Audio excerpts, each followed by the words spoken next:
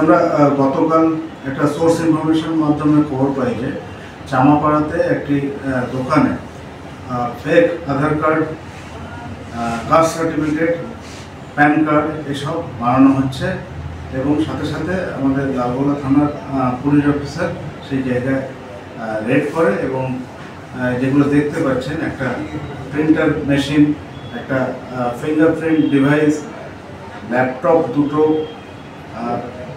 Mouse, keyboard, একটা scanner, CPU এবং একটা মনিটর, এগুলো সিজ হয়েছে। আপাতত প্রিলিমিনারি আমরা যা ইনভেস্টিগেশন করে পেয়েছি, একজন আবু সুফিয়ান, যার বয়স 20 বছর, এই রঘুনাথগঞ্জ থেকে আসে এবং শাহিন আক্তার অ্যালিয়াস ইমাম, এর বাড়ি চামাপাড়া, এর দোকানেই উক্ত আবু সুফিয়ান এই ফরজারি ফ্রডের এই কাজটা করে এবং এর সাথে যা খবর আসছে আরও কিছু লোক জড়িত আছে, সেটা আমরা ক্রমশ ইনভেস্টিগেশনের মাধ্যমে প্রকাশ চাই।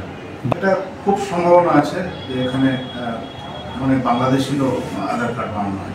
কটা আধার কার্ড আপাতত পাওয়া গেছে ওখানে? আপাতত আমরা একটা পেয়েছি এবং কম্পিউটারটা আরও ওদের যে মেমোরি আছে ওইগুলো আরও প্রসেস করলে আরও কিছু পাওয়া যাবে। কদিনের রিমান্ড চেয়ে পাঠাচ্ছে? আমরা 7 দিনের রিমান্ড।